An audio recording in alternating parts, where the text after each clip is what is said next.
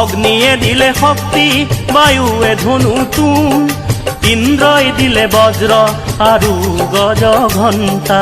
সুৰক্ষী হৈ আয়ে শিৱ কৰিলে, আকাশৰ দেৱগণে পুষ্প বৰষিলে, আকাশৰ দেৱগণে পুষ্প বৰষিলে।